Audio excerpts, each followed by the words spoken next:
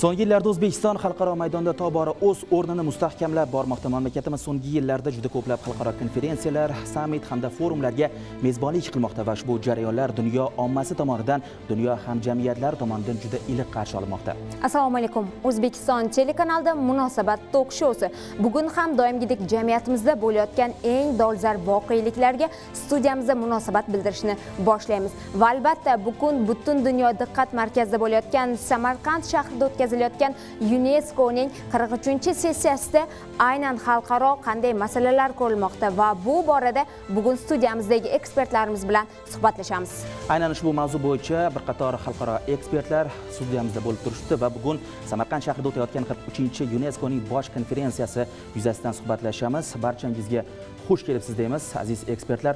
Dastlab umuman olganda O'zbekiston hukumati mana so'nggi yillarda tobora umuman olganda aytamiz, O'zbekiston keng vektorli tashqi siyosat olib boradi deb. O'zi mana shu tushunchaga bir e'tibor beraylik. Xalqaro tashkilotlar miqyosida tahlil qilishdan avval. O'zbekiston keng vektorli tashqi siyosati bu aynan qanday tushuncha? Marhamat. Avvalambor shuni aytib o'tish kerakki, dunyoda juda ham kuchli o'zgarishlar ro'y beryapti. Bu o'zgarishlarning ko'pchiligi ziddiyatli bo'lyapti. Katta davlatlar o'rtasida tortishuv, katta davlatlar bilan kichkina yangi rivojlanib kelayotgan davlatlar bilan tortishuvlar shunday bo'layotgan sharoitda yangi rivojlanib kelayotgan davlatlar ham, boshqa davlatlar ham avvalambor dunyoning barcha davlatlari bilan aloqalarni o'rnatish kerak. Mana O'zbekiston bo'yicha oladigan bo'lsak, biz bugungi kunda Markaziy Osiyo davlatlari bilan, dunyoning eng kuchli rivojlangan davlatlari Amerika Qo'shma Shtatlari bilan, Yevropadagi davlatlar bilan, Xitoy bilan, Hindiston, Pokiston, umuman mana bir paytlar hattoki Eron bilan to'xtab qolgan edi. Bu ham qaytadan shakllanib rivojlanib boryapti. Arab davlatlari bilan. Endi ko'p vektorlik degani, demak, mana shu ko'p yo'nalishdagi davlatlar bilan avvalambor birinchi navbatda iqtisodiy savdo sohasidagi aloqalar rivojlanib, ko'tarilib boryapti. Ikkinchidan, bu davlatlardan mamlakatimizga investitsiyalar olib kelish bo'yicha aloqalar bo'lyapti. Qo'shni davlatlarimiz bilan avvalambor mana shu Markaziy Osiyo, yangi Markaziy Osiyoni shakllantirish, bir-birovimiz o'zaro hamkorlik orqali dunyo, jahon bozoriga chiqish kerak. Chunki bilasiz, mana biz geosiyosiy jihatdan qobiqda qolganmizda. Mana shu birlashib, tushunib, albatta O'zbekiston rahbarining tashabbuslari mana shu shunday muhitga keltirdi. Demak, nafaqat biz, balkim mana shu mintaqa davlatlari ham demak hamma tomonidan manfaatlarimizdan kelib chiqib, hech qachon uchinchi tomonga qarshi qaratilmagan. Ikkinchi jihatidan, yuqorida aytganimizdek, mana shunday ziddiyatlar sharoitida dunyoning o'zida ham, keling mana Amerika Qo'shma Shtlarini ham olib ko'radigan bo'lsak, iqtisodiyotida ichki o'zgarishlar yangi mintaqalar bilan, yangi davlatlar bilan aloqalar o'rnatishga ehtiyoj sezdi, manfaatga aylandi va shu uchun shunday hozirgi kunda aloqa rivojlanib boryapti. O'z navbatida Yevropa davlatlarida ham. Demoqchimanki, Yevropa davlatlari ham hozir Markaziy Osiyo davlatlari bilan, ayniqsa O'zbekiston bilan hamkorlikni yo'lga qo'yib, yangi bosqichga olib chiqyapti. Shu UNESCO tashkilotining bu yerda o'tkazilishiga ham bu jihatdan katta bir strategik ahamiyati bor. Xitoyni olib ko'raylik. Xitoy masalan deylik, yaqingacha juda ham ehtiyotkorlik bilan aloqa olgan. Lekin bugungi kunda bizda savdo jihatdan ancha yuqori pog'onalarda. Demak, bugun qaysi davlat, qaysi mamlakat, qaysi mintaqa butun dunyoda qayerda manfaatiga mos keladigan davlatlar bilan aloqalarni o'rnatsa va yangi bosqichga chiqishga harakat qilsa, bu deylik hozirgi kun talabiga javob beradi. Xalqaro siyosatda, xalqaro munosabatlarda bu asosiy qoidaga aylangan. Ikkinchidan, bu ham o'sha ishtirokchi etayotgan davlatlarni, ham shuningdek kelajakda ishtirok etayotgan mamlakatlar uchun model bo'lyapti. Ayniqsa bu borada O'zbekistonning mana shu yo'nalishga olib borgan siyosati ko'p dunyo tomonidan e'tirof etilyapti va tan olinyapti. Chunki O'zbekiston shu deylik ko'p vektorli jihatdan o'ziga xos model yaratdi hozir. Hozir bizda biron bir davlatga nisbatan qandaydir e'tiroz yo'q, yo qandaydir kelishmovchilik yo'q. Hamma mamlakatlar bilan manfaatlardan kelib chiqib bo'lyapti. Albatta yuqorida aytganimizdek buning asosiy nuqtasini iqtisodiy aloqalar tashkil qilyapti. Va ikkinchidan investitsiyalar sohasida va uchinchidan bir narsaga e'tibor berishimiz kerak. Bu Markaziy Osiyo qachonlardir butun dunyo sivilizatsiyasiga katta hissa qo'shgan. Madaniyat sohasida, fan sohasida, ta'lim sohasida katta yutuqlarga erishgan edi. Hozir shuni tiklash va uni yangi bosqichi boshlanganimizda, mana renessans deyilyapti. Ediki boshqa jihatdan oladigan bo'lsak, o'sha paytlarda shu Markaziy Osiyo qanday boshqalar uchun ijtimoiy jihatdan, madaniy jihatdan foydali, samarali bo'lgan bo'lsa, hozir ham xuddi shunday narsa taqiqlaydi. Mana shu nuqtai nazardan ham, chunki bugungi kunda taraqqiyotni, ayniqsa iqtisodiyotni ilmiy texnologiyalar rivojisiz tasavvur qilib bo'lmaydi. Albatta. Bizning shaxsan prezidentimizning olib borayotgan siyosatining asosiy mag'zida fan, deylik, madaniyat orqali shuni rivojlantirish. Xuddi shuning uchun ham masalan deylik UNESCOning bu yerda boshqa mutaxassislar ham bor bu sohada, hatto shu faoliyat ko'rsatganlar ham bor. Ular aytishadi, lekin men siyosiy jihatdan aytadigan bo'lsam, bu avvalambor O'zbekistonning bugungi kunda tashqi siyosatda xalqaro munosabatlarga o'ziga xos o'ringa ega bo'lganligi, boshqa davlatlar uchun ham o'ziga xos bir namuna bo'layotganligidan va bu yerda juda katta imkoniyat borligini, mana shu yerdan turib g'arb bilan sharqni, shimol bilan janubni birlashtirishning o'ziga xos ilmiy jihatdan asoslangan konsepsiyalari, texnologiyalarni ishlab chiqishga, boshqacha aytadigan bo'lsak, bunaqa joy qiyin. Va O'zbekiston shunga javob beryapti. Bizning siyosatimiz, bizning olib borayotgan o'sha aloqalarimiz shunga shart-sharoitlar yaratdi. Endilikda buni yangi bosqichga olib chiqish kerak. Yangi deylik taraqqiyot vektorlarini aniqlash kerak. Shu jihatdan ham masalan deylik O'zbekiston deylik keyingi paytda xalqaro miqyosda o'tkazilayotgan barcha deylik katta yirik loyihalarning muallifi bo'lyapti. Tashabbuslar bilan chiqyapti. Boshqacha aytganda, o'zaro bog'liqlik sharoitida o'ziga xos bir tizim tashkil qiluvchi davlat sifatida shakllanadi. Keling, mana shu yerda to'ldirib ketaylik. Bugungi kunda prezidentimiz qaysi xalqaro summit, forum yoki mana kuni kecha Birlashgan Millatlar Tashkiloti bosh assambleya yig'ilishida ham qatnashganlarida bevosita nutqlar jarayonida juda ko'p aytadilar. Dunyo miqyosida o'zaro ishonch. O'zbekiston bugun dunyoga ochiq, barcha xalqaro sammitlar, dunyoda turli konfliktlar, turli nizolar ketayotgan paytda UNESCOdek yirik tashkilot, Birlashgan Millatlar Tashkiloti qoshida qator tashkilotlar bo'lsa, eng yiriklaridan biri UNESCO, shu tashkilot bosh qarorgohi Parij shahrida va birinchi marotaba hali tarixda bo'lmagan O'zbekistonda, umuman boshqa davlatlar tarixida ham bo'lmagan UNESCO bosh konferensiyasiga mezbonlik qilish. O'zbekistonga bunday ishonch qanday bir berildi va O'zbekiston albatta mana shu jarayon haqida qisqacha. Oxirgi marta 1985-yilda Bolgariya poytaxti Sofiyada bo'lgan. Shundan beri faqat o'sha UNESCOning bosh qarorgohi bo'lmish Parij shahrida o'tkazib kelinadi. Har 2 yilda bo'lib o'tadi bu bosh konferensiyalar, sessiyalari. Bosh konferensiya bu UNESCOning eng oliy organi hisoblanadi. Bu degani o'sha UNESCOni bir davlatga qiyoslaydigan bo'lsak, o'zi xalqaro tashkilot, lekin agar davlat deydigan bo'lsak, bosh konferensiya uni parlamenti desak, ya'ni asosiy qarorlarni, muhim rezolyutsiyalarni qabul qiladigan organ bu bosh konferensiya hisoblanadi. Endi nega aynan Samarqand degan savolingizga keladigan bo'lsak, savolingiz ikkinchi qismida nega Samarqand? Ma'lumki, Samarqand bu tarixiy shahar, tamaddunlar markazi, ya'ni Buyuk Ipak yo'li markazi, kesishgan chorrahasida joylashgan va azaldan u yerda madaniyatlar bir-birini bo'yitib turgan, turli xil sharq va g'arb uchrashgan joy hisoblanadi. Shuning uchun Samarqand UNESCOda ham alohida hurmat bilan tilga olinadi. Mana O'zbekiston o'zi shunaqa davlat sifatida hurmat qilinadi. O'sha sivilizatsiyalar beshigi sifatida UNESCOda juda katta obro'ga ega. Bu hech qanday mubolag'asiz aytaman. Masalan, Misr qanchalik hurmat e'tiborga sazovor bo'lsa, O'zbekiston undan kam emas. Albatta. Shuning uchun Samarqand tanlab olingani bu bejiz emas. Bunda juda katta ramziy ma'no bor deb hisoblayman.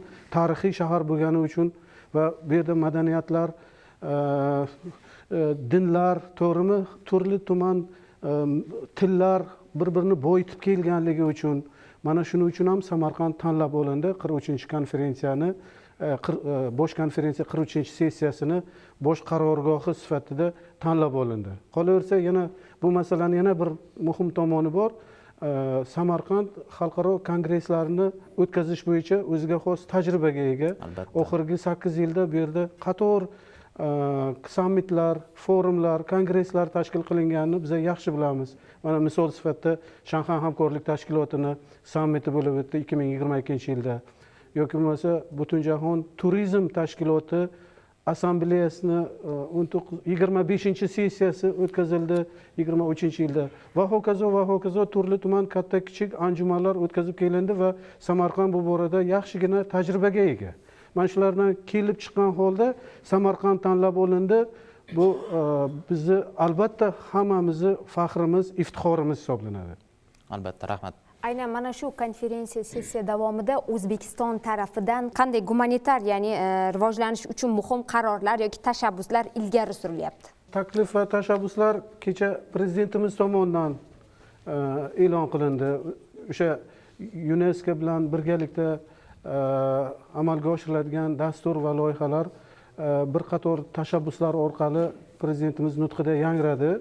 Umuman kechagi prezidentimizning nutqini 3 ta qismga bo'lish mumkin. Birinchi qismi bu albatta UNESCO tashkilotini bugungi kunda o'zgarib borayotgan dunyodagi o'rni qanday bo'lishi kerak va prezidentimiz bu yerda e'tibor bergan bo'lsanglar aytdilarki, dunyo nihoyatda alg'ov-dalg'ovni, murakkab va buyuk davlatlar o'rtasidagi keskinlik tobora ortib boryapti. Bunday sharoitda UNESCOga yuklatilgan vazifalarni ko'lami o'zini ahamiyati jihatdan juda muhim hisoblanadi.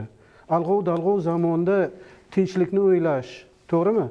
Ta'limni, fan, madaniyatni rivojlantirish bu nihoyatda juda muhim vazifaga aylandi.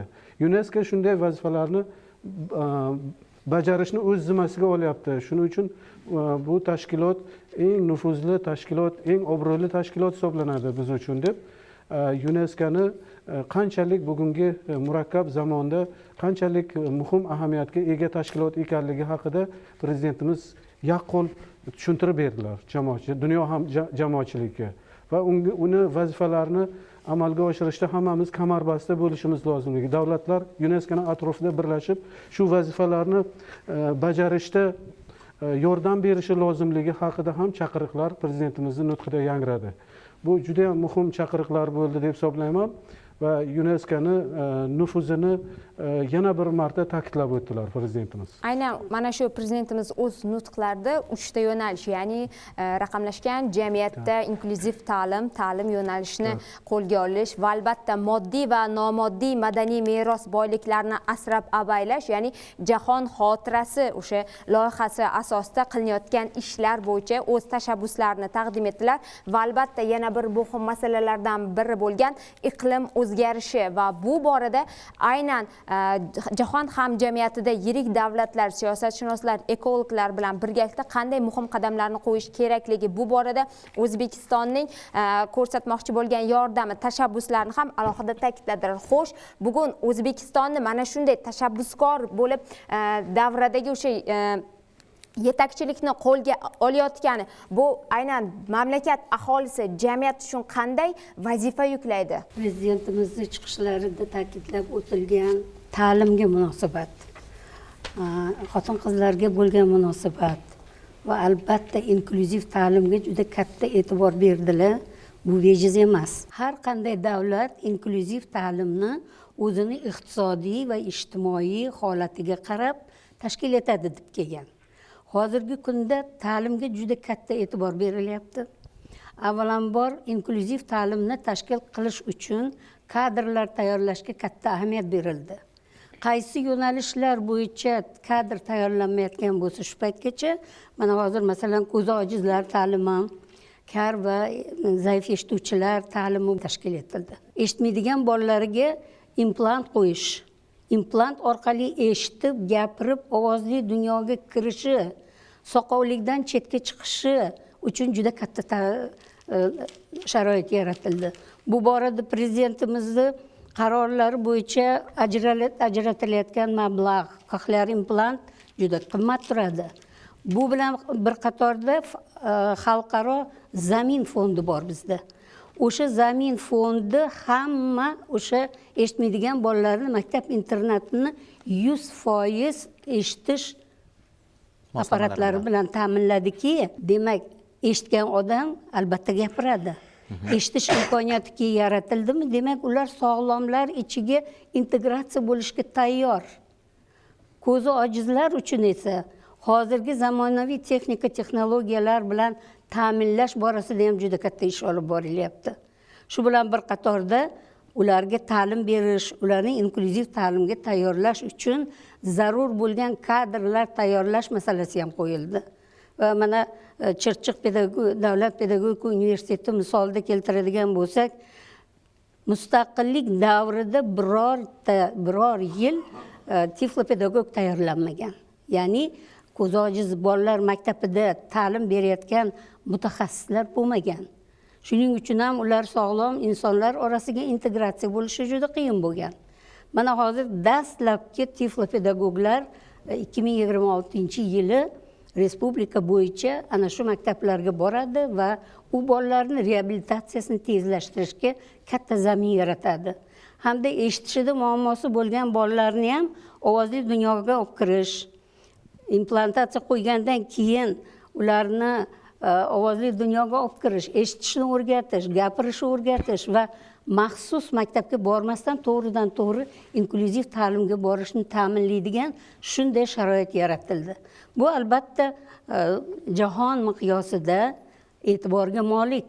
Bugungi kunda dunyo bo'yicha Markaziy Osiyoda ham, O'zbekistonda ham barchani bir muammosi bor. Bu internet, ijtimoiy tarmoqlar orqali kirib kelishi, hamma joyga kirib borishi bir vaqtning o'zida katta bir strategik ahamiyatga ega bo'lgan muammolarni keltirib chiqaryapti. Bu tabiiy hol.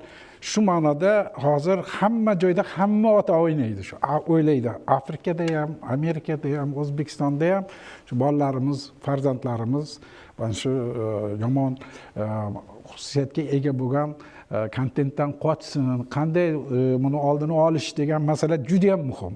Shu jihatdan olganda O'zbekiston prezidenti kecha Samarqandda shunday bir taklif kiritildi. Bolalar madaniy shu kontentini yaratish. Bu bo'yicha xalqaro miqyosda festival o'tkazish deyilyapti. Va kerak bo'lsa, mana shu madaniy savodxonlik kontenti dasturini ishlab chiqarish qo'yildi. Men kuzatdim, boshqa ekspertlardan ham so'raganimizda, O'zbekiston hech kim kutmagan, lekin hamma uchun kerak bo'lgan taklifni kirityapti. Chunki bu hammani qiziqtiradi. Bu nimaga olib keladi? Birinchidan, hamma hozir davlatlar, bu mutaxassislari ham, siyosatchilari ham, boshqalar ham shuni o'ylayapti-da, qanday qilib qilsak, har kimda har xil yondashuv bor. Yosh avlodni sog'lom saqlab qolish. Shu jihatdan sog'lom informatsiyani ham olish kerak-da.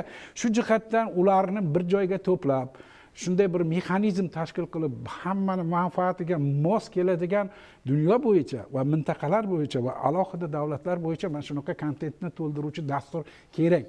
Buni deylik shuni platforma sifatida bo'lishini aytdilar va buni festivalni tashkil qilaylik deyapti. Qarang, ilmiy konferensiya emas, yo qandaydir qaror emas. Demak, muloqotga chaqirilyapti va shu muloqot orqali shuni yechishga olib kelinishadi.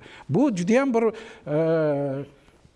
yuqorida aytganimizdek ahamiyatga ega. Avvalambor bu orqali biz o'sha farzandlarimizni, bolalarimizni, hatto kattalarni ham har qanday mana shunaqa axborot xavfsizligidan himoya qilish mexanizmi, kerak bo'lsa huquqiy mexanizmi, ijtimoiy mexanizm va iqtisodiy mexanizmlar yaratiladi. Mana shu jarayonda bir narsaga e'tiboringizni qaratishni istardim. Prezidentimiz nutqlarida yana sun'iy intellekt masalasiga ham e'tibor berdilar. Aynan kontent masalasiga bu bevosita bog'liq, chunki bugungi kunda xulq-atvor masalasi, o'zaro jamiyatlar orasidagi xulq-atvor, sun'iy intellektni insonlarga ta'siri, kontentlarga ta'siri, ijtimoiy media platformalardagi xavfsizlik masalalari bular bo'yicha ham qator takliflar berildi. Bugun sun'iy intellekt bo'yicha O'zbekiston qanday tashabbuslarni ilgari surmoqda UNESCO minbarlarida? Sun'iy intellekt dasturi doirasida aynan shu lingvistlarni quvontiradigan bitta holati, ya'ni shu lug'atlarni korpus lingvistikasini yaratish bo'yicha, qolaversa o'zbek tilining izohli lug'atlari, o'zbek tilining barcha tarmoqlarida lug'atlarini va shu bilan bir qatorda terminologiyada bevosita biz xabarimiz borki, mana shu o'zimizning tillarimizda bo'layotgan barcha jarayonlar, lug'atlarimizning boyishi bu albatta ekstralingvistik omillar bilan tillarimiz boyib borar ekan, bu tillarni bizga mana shu kechagi kunduzga kirib kelishda shu sun'iy intellekt yordamida, shu bilan bir qatorda korpus lingvistikasini yaratish. Bundan ko'zlangan maqsad terminlar, shu bilan bir qatorda so'zlarni o'zbek tilida sof va muqobil variantlarini qo'llash. Bundan tashqari prezidentimizni mana shu ko'zlangan maqsadlari, ya'ni shu 30-oktyabrdan to 14-noyabrgacha mana shu assambleya konferensiya mo'ljallangan bo'lsa, bunda yana nutqdagi asosiy bir xursand qiladigan tarafi mana shu mamlakatimizda ikkinchi renessans, buyuk ajdodlarimizni, homisiy allomalarimizni asarlari, qolaversa ularni qilib ketgan ishlarini albatta abadiylashtirish maqsadida aynan mana shu Aburayhon Beruniy tavalludining 1050 yilligini nishonlash to'g'risida, qolaversa mana shu Mahmud Qoshg'ariyning Divoni lug'at turk asarini aynan mana shu muqobil korpusini yaratish maqsadida mana shu 3950 yilligini, qolaversa boshqa buyuk ajdodlarimizni, homisiy allomalarimizni ham barcha asarlarini o'z o'rnida zamon talabiga xos bo'lgan, qisqacha qilib aytganda prezidentim sabr bilan aytganda sun'iy intellekt deyapmiz, shu asosida yosh ijodkorlarga, yosh farzandlarga mana shu qiziqishidan kelib chiqqan holatda korpus shaklida, qolaversa mana shu internetni o'z o'rnida multimedia yoki bo'lmasa interfaol tarzda yetkazish maqsadida, korpus lingvistikasini yaratish maqsadida o'z o'rnida mutaxassislar o'z oldiga zimmasiga olib qo'ydi deyishimiz mumkin.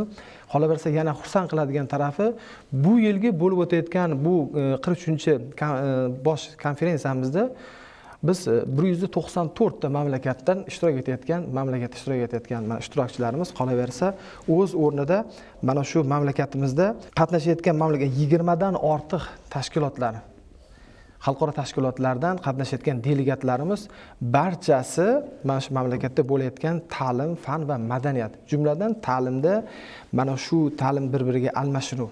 Biz xabarimiz borki, mana shu 5 yillikda masalan chet el ta'limlarida, aynan mana shu Finlandiya ta'lim asosida qurilayotgan maktablarda ta'lim almashinuvi, ta'limni o'z o'rnida mana shu interfaol metodlar bilan bir qatorda bo'ladigan ta'limlarni sanab o'tilganligini ko'rishimiz mumkin. Xuddi shu narsani samarasini aynan shu bugungi bo'layotgan konferensiyamizda o'z tasdig'ini topyapti degan jihatda ko'rishimiz mumkin. Sun'iy intellekt bo'yicha qo'shimcha qilmoqchi edim. Sun'iy intellekt bo'yicha savol berdingiz. Haqiqatan ham prezidentimizning kechagi nutqlarida sun'iy intellekt masalasiga alohida e'tibor qaratildi. Jumladan sun'iy intellektni ta'lim tizimiga keng joriy qilish taklifi ilgari surildi. Bunda birinchi navbatda bitta pilot loyihasi, ya'ni dastlabki o'sha sinash uchun namunaviy loyihani yo'lga qo'yish. Bu loyiha sun'iy intellekt plus maktab loyihasi UNESCO bilan birgalikda amalga oshirish taklifi ilgari surildi. Bundan tashqari sun'iy intellekt etikasi mavzuida xalqaro anjuman o'tkazish va O'zbekiston mezbon sifatida taklif etildi bu xalqaro anjumanga. UNESCO shafiyligida shunaqa xalqaro anjuman, haqiqatan ham shunaqa xalqaro anjuman o'tkazishga nihoyatda katta ehtiyoj bor. Sun'iy intellekt hamma joyda kirib boryapti, hamma sohalarni egallab olyapti, hamma mamlakatlarni qamrab olyapti. Bir tarafdan u taraqqiyotga xizmat qilyapti bugungi kunda. Sun'iy intellekt yordamida taraqqiyotni tezlashtirish mumkin, juda ko'p sohalarda progress yasash mumkin. Lekin ikkinchi tarafdan uni turli salbiy tomonlari ham bor. Jumladan jinoyatchilikni ko'payishi mumkin, har xil axloqsizlik targ'ib qilinishi mumkin. Sun'iy intellekt, mana deepfake bunga yaqqol misol bo'la oladi. Mana shu etika, ya'ni axloqiy masalalar ham yuzaga chiqyapti.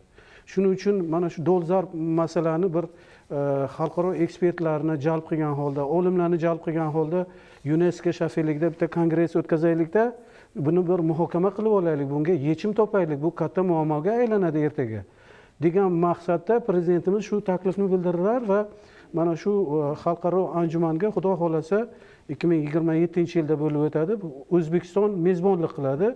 Bu yana bir xalqaro kongressni markaziga aylanadi xudo xohlasa. Mamlakatimizda juda muhim masala yetilib kelyapti, katta muammoga aylanyapti sun'iy intellektni axloqiy masalalari.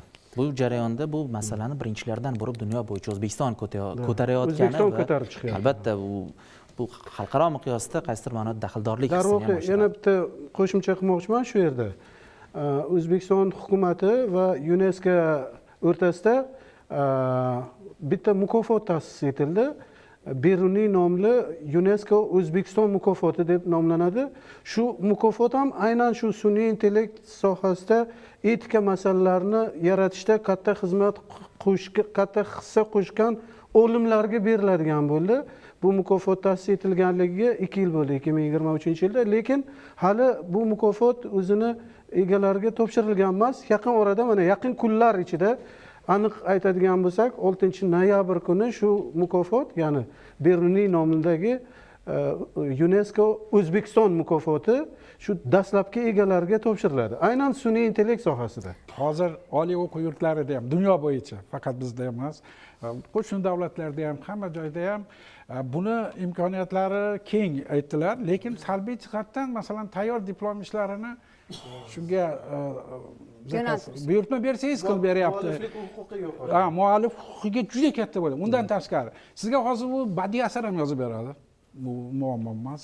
Bundan tashqari yana o'sha ilmiy tadqiqot ishlarida ham, hatto o'zimizda ham uchrayapti hozir, shundan bu yo'lda foydalanishyapti-da, haliga mehnat qilmasdan, tadqiqotni o'zi olib olmasdan shundan foydalanyapti. Bu birinchidan.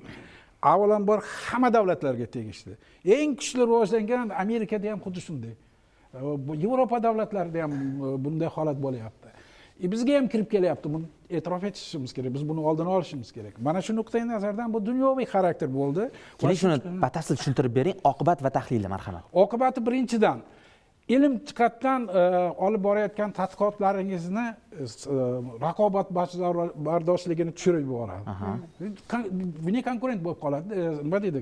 Sizniki baribir qilingan bo'ladi, baribir oxirgi tortishuvlar bo'ladi. Buni aytish kerak, alohida ba'zi bir kuchlarni o'zi ham uyushtiradi. Konkurentni yo'qotish uchun. Bu bir. Ikkinchidan, ilm olib borayotgan shu badiiy sohada ijod qilayotganlarning ham dunyo qarashi pasayib ketadi. Tayyor ekan-ku deydi, bersangiz chiqarib beradi-da, hozir masalan qilyapti. Bu millatni, davlatni ma'naviy jihatdan rivojlanishiga katta ta'sir qiladi. Chunki bu birinchidan sizni ish yoqmas qilib qo'yadi, tayyorga ayyor bo'ladi. Uchinchidan, bu yerda ham sizni mahsulotlaringizni nima deydi, raqobatbardoshligi tushib ketadi. Bu narsa tabiiy fanlarga ham hozir kirib boryapti. Masalan, ko'pchilik shu sohada ishlayotganlar endi nima qilaylik, dunyo ochiq, internetda hamma narsa bor, raqamli bersangiz, matematikadagi formalarni ham hammasini yechib beryapti-da. Agar kelajakda qanday bo'lishi kerak desangiz, uni ham chiqarib beryapti. Savol tug'iladi. Shunday narsa ekan, bu yaxshi emasmi? Yaxshi. Lekin ikkinchidan u qayerdan oladi buni masalan? Kimdir qayerda qilgan, kimdir ishlatgan narsani olib sizga chiqarib beryapti. Familiyasini ko'rsatmaydi lekin. Siz buni olib ishlatib, bolalarga yetmagan bo'lsa, demak, ilmda ham, tadqiqotda ham qadrsizlik kelib chiqadi.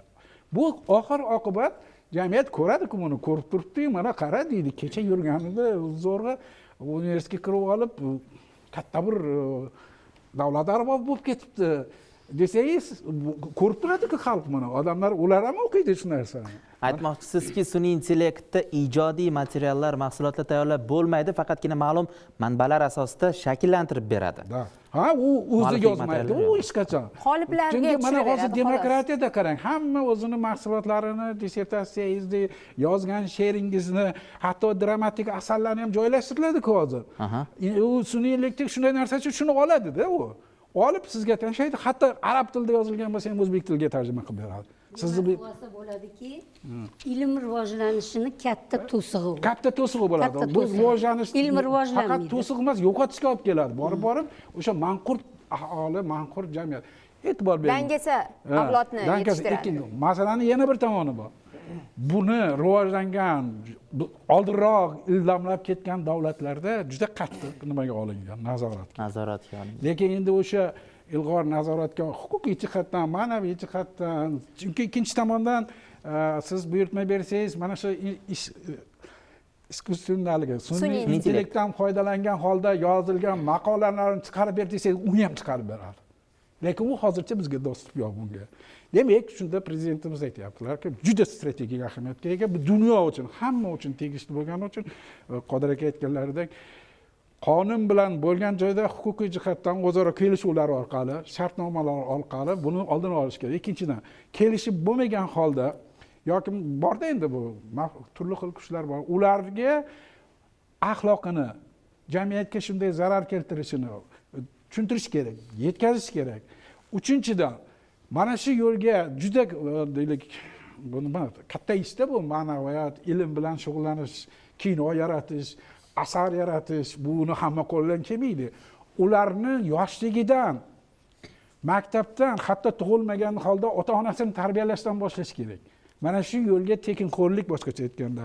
Shunga bormasligi uchun butun dunyo birlashsa bu sohada baribir keladi shunga. Albatta, umuman olganda bugungi butun dunyo hamjamiyatida birinchi o'rinda turgan masalalardan biri bu insoniy qadriyatlarni tiklash va albatta ommaviy madaniyat ommalashib borayotgan, chegaralar yo'qolgan mana shu ijtimoiy tarmoqlar, sun'iy intellekt deymiz. Mana shu davrda yosh o'sib kelayotgan kelajak avlodda insoniy qadriyatlar, insoniy o'sha his-tuyg'ularni to'g'ri shakllantirish va to'g'ri tarbiya berish asosiy muammolardan biri va bu muammoni bugun e'tibor diqqat markazimizda bo'lishi kerakligi haqida aynan O'zbekiston butun dunyoga jar solmoqda va mana shu insoniy qadriyatlarni, ularni turli xil vatanparvarlik ruhida, kattalarni hurmat, kichiklarni izzat, haqqoniylik, vijdoniy qilib tarbiyalashda esa albatta kitoblar va tarixda ota-bobolarimiz yozib ketgan moddiy, nomoddiy madaniyatning o'rni beqiyos va shu sababdan bo'lsa kerak UNESCOning asosiy o'sha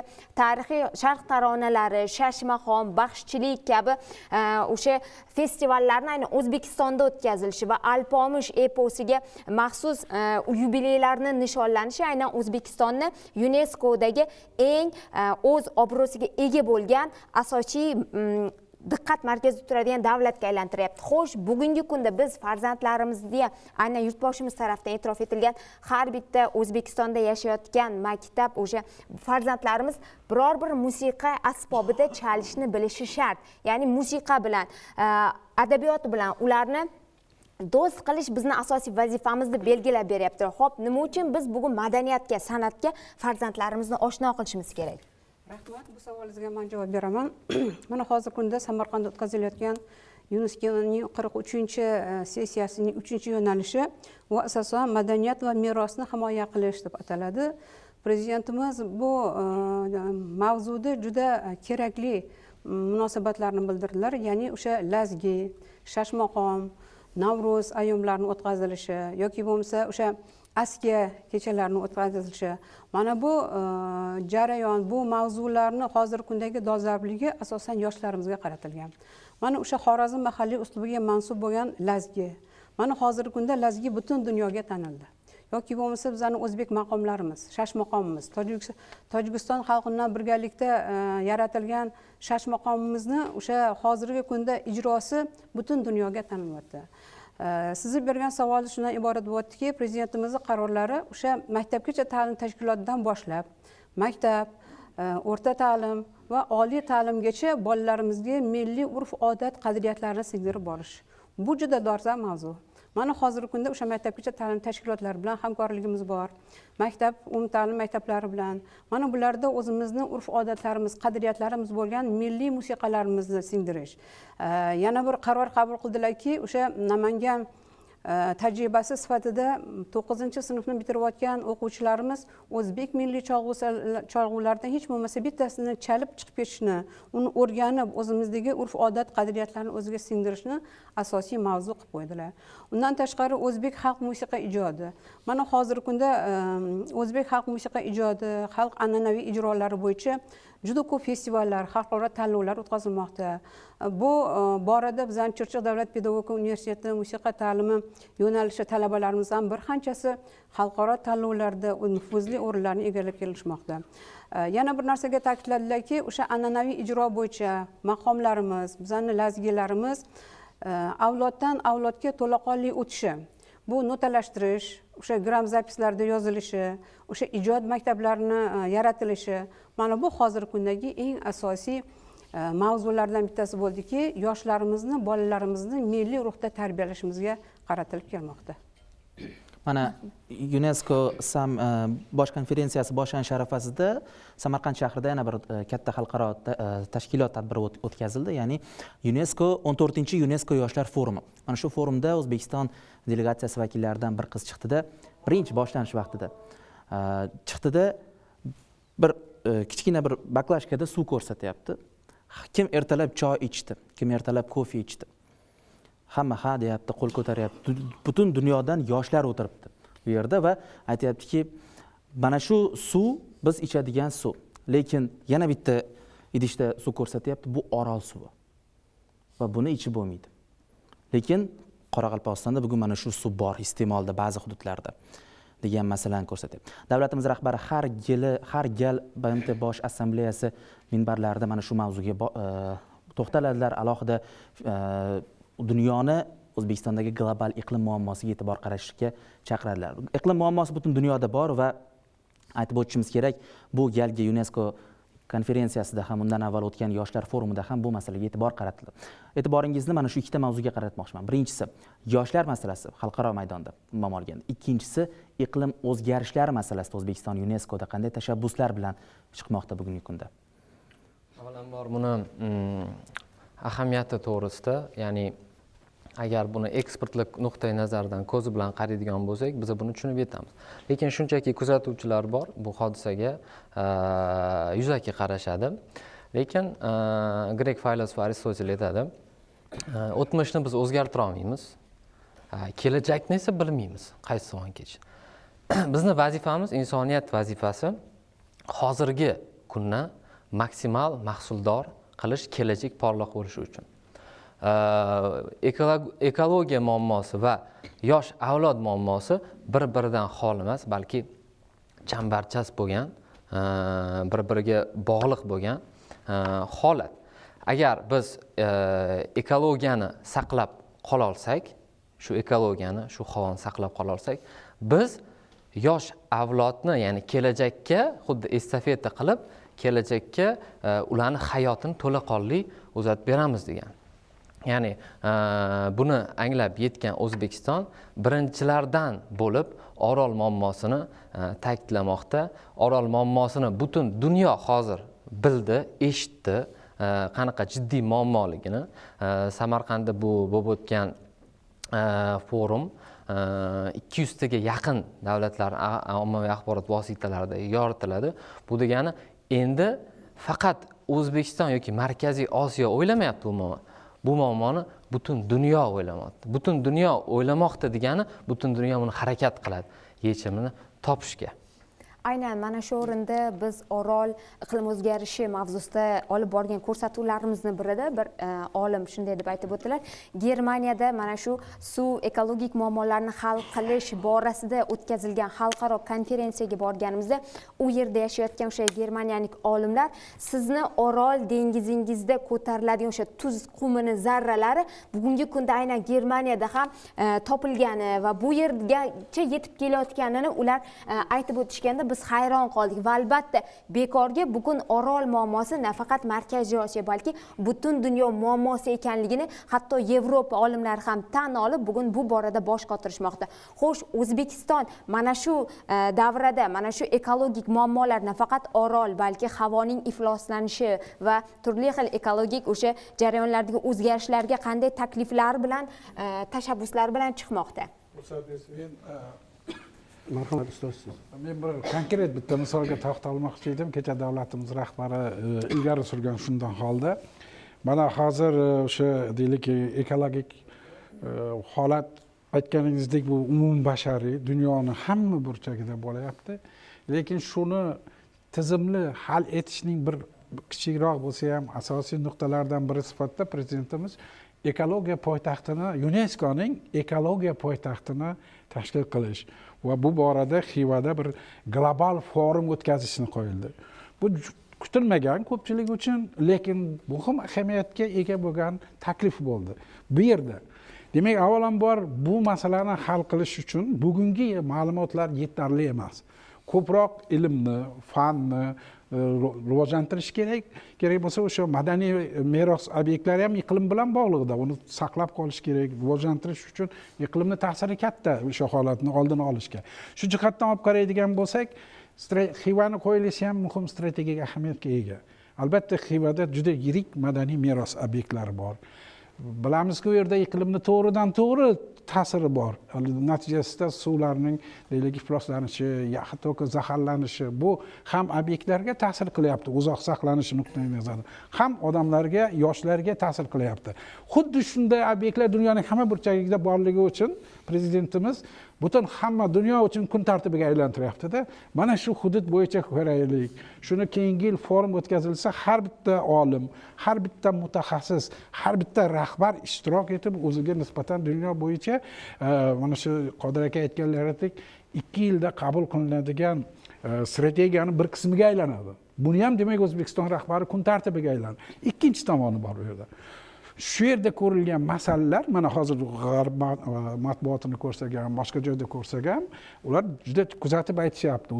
O'zbekiston shunaqa holatni taklif qilyaptiki, bu boshqa yo'nalishlarda ham, masalan, suv bo'yicha, siz aytganingizdek havoni o'zi bo'yicha, boshqalar bo'yicha ko'pchilikni munosabatini ijobiy shakllantiryapti. Demak, biz ham mana shu sohada ishlashimiz kerak.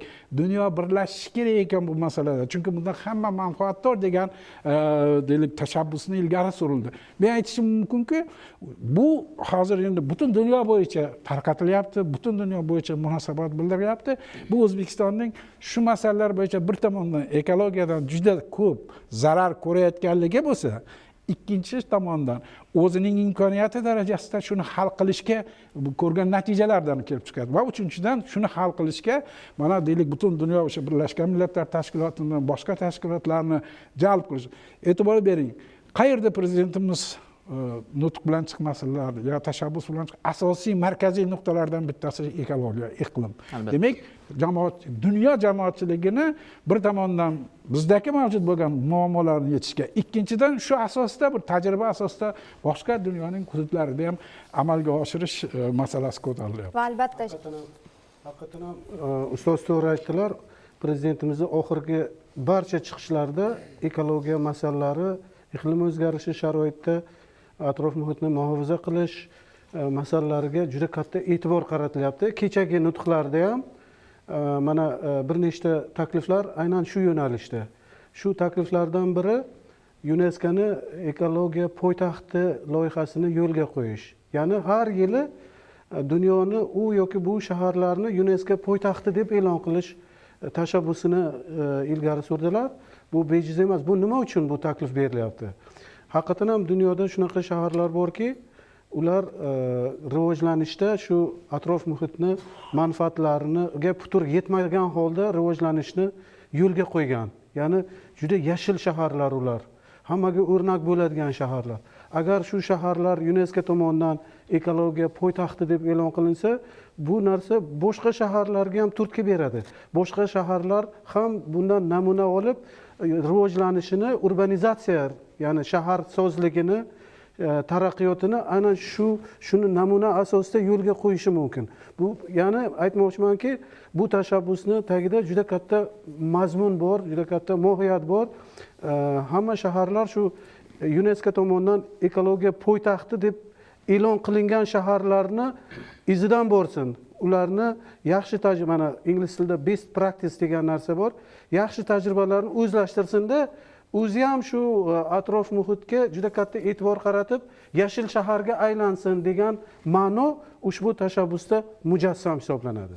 Va albatta aynan mana shu forumda Qoraqalpog'iston Respublikasida Orol maktabini tashkil qilish ham aynan mana shu forumdagi eng global tashabbuslardan va butun insoniyatni, butun UNESCO'ni diqqat markaziga o'rin olgan takliflardan biri bo'ldi. Va albatta eng e'tiborlisi aynan mana shu maktabda nafaqat mamlakatimiz, balki butun dunyodan xorijdan o'qish istagida bo'lgan yoshlardan 20 nafar saralab olinadi va ekologiya, iqlim o'zgarishi, Orol muammolari bo'yicha aynan xalqaro mutaxassislar tomonidan o'qitiladi. Va yana bir qiziq ma'lumot, aynan UNESCO'ning 8 ta kafedrasi bizning O'zbekiston Respublikasida joylashganligi va 24 ta hamkor maktabi Toshkent va Farg'ona UNESCO'ning ta'lim shaharlari global tarmog'idan o'rin olganligi ham bugun O'zbekistonning qanchalik xalqaro maydonda mustahkam o'rniga ega bo'layotganidan dalolat.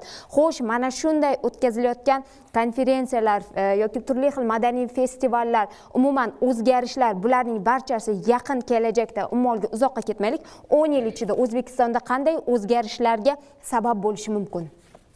Marhamat. Avvalo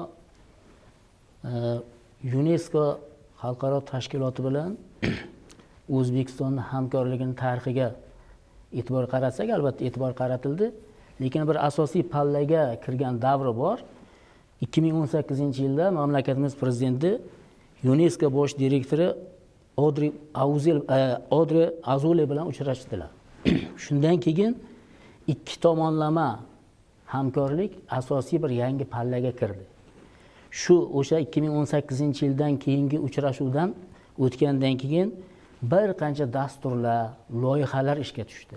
Buni hozirgi kunda biz natijalarini ko'ryapmiz.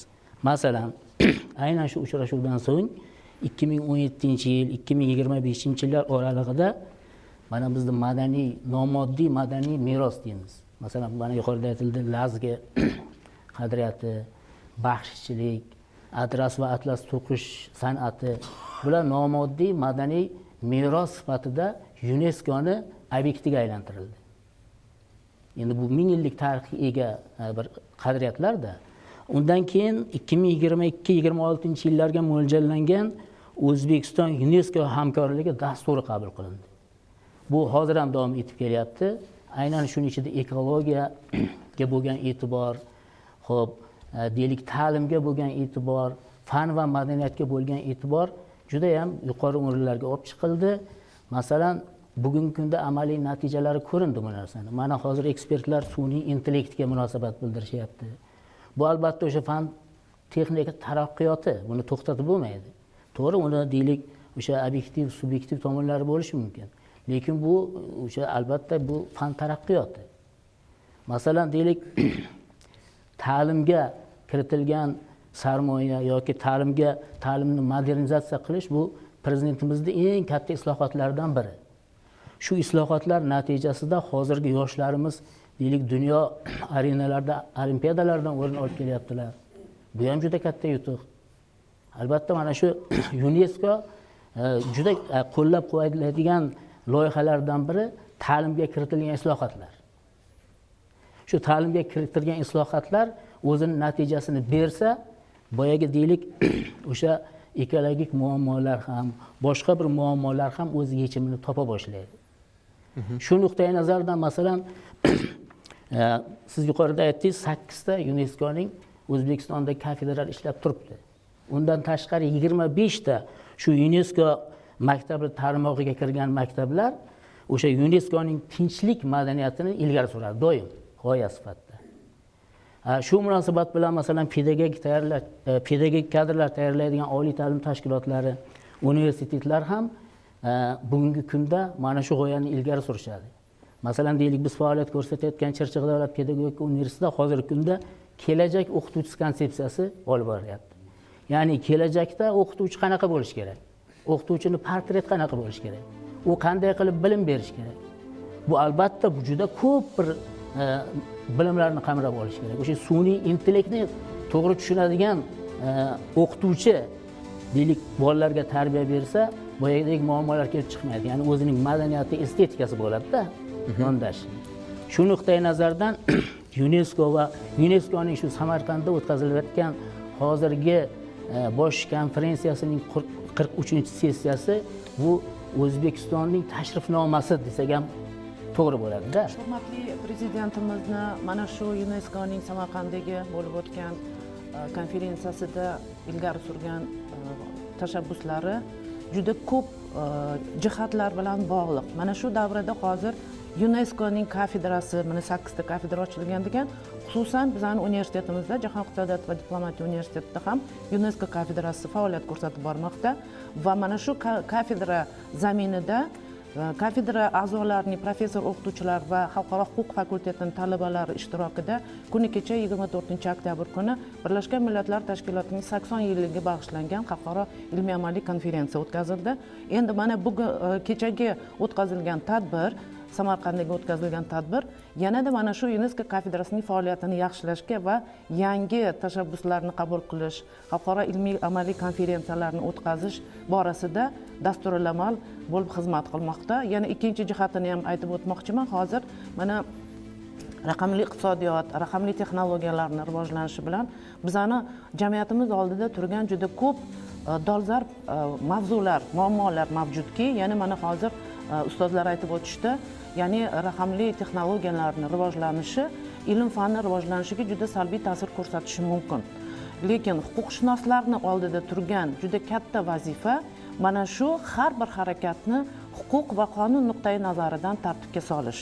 Mana shu bizga endi hozir buni misol qilib aytishimiz mumkin. Birlashgan Millatlar Tashkiloti tomonidan 2024-yilda qabul qilingan global raqamli shartnomani alohida qaytib o'tish kerak. Bu shartnomaga ilova tarzda kelajak avlodlar to'g'risidagi deklaratsiya ham mavjud. Mana shu deklaratsiyada juda ko'p mamlakatlar tomonidan e'tirof etilishi lozim bo'lgan dolzarb masalalar aks etgan. Mana suv muammosi, tabiat muhofazasi muammosi, milliy madaniyatlarni hammasi butun dunyo miqyosida ko'rsatilgan o'sha madaniyat muhofazasi va o'sha kiberjinoyatchilik va mana shu huquqiy jihatdan tartibga solishga bag'ishlangan juda ko'p moddalar mavjud. Prezidentimiz ayollar yetakchiligini oshirish masalasiga alohida albatta gender tengligi bugun O'zbekistonda O'zbekistonda bu holat hozir ancha yuqoriga ko'tarildi. Jumladan ayollar ishlashi taqiqlangan 140 tacha kasblar olib tashlandi. Ayollar hozir faqatgina yer osti tog' kon metallurgiyasi sohasida ishlashi mumkin emas, taqiqlandi. Faqatgina ularni ehtiyot qilish nuqtai nazaridan ehtiyot qilish nuqtai nazaridan shu bilan birga ayollar 9 kilodan ortiq og'irlik ko'tarishi ham taqiqlandi. Yana bir muhim qonunlar 2019-yil 2-sentyabrda qabul qilingan ikkita yirik qonun ayollar va erkaklar teng huquq va imkoniyatlari to'g'risida va shu bilan birga ularga ta'qib va zo'ravonlikni bartaraf etish bilan bog'liq qonunlar qabul qilindi va gender eng asosiysi gender 2030 strategiyasi va bular ayniqsa o'sha ayollarni jamiyatda yetakchiligini, faolligini oshirishga xizmat qiladi degan umiddamiz. Rahmat sizga, barcha ekspertlar, barchangizni studiyada xush ko'rdik. Yana bir bor O'zbekiston diplomatiyasi bugungi kunda Markaziy Osiyoda, butun Osiyo mintaqasida, butun dunyo miqyosida, keng miqyosda tan olinmoqda va e'tibor berishimiz kerak. Bunday nufuzli sammitlar, forumlarga O'zbekiston mezbonlik qilishda davom etadi va bu mamlakatimizning xalqaro maydondagi imijini yaxshigina oshiradi desak mubolag'a bo'lmaydi. Albatta, bugun O'zbekiston nafaqat Markaziy Osiyo, balki butun dunyo diqqat markazida. Azizlar, siz ham atrofingizda bo'layotgan, umuman olganda jamiyatimizda bo'layotgan o'zgarishlarga, yangiliklarga befarq bo'lmang. Zero bu o'zgarishlarning barchasi kelajak avlodning farovon turmush hayoti uchun bajarilyapti, qilinyapti.